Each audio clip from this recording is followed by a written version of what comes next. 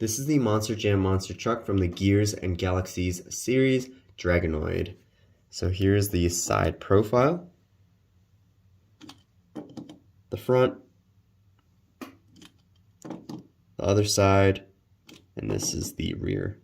And this truck has lots of really cool features. The first one is the horn.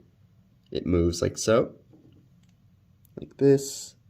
And then the arms on the side also move.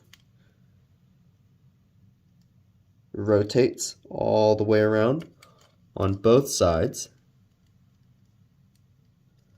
The wings don't move much, but they bend to a degree.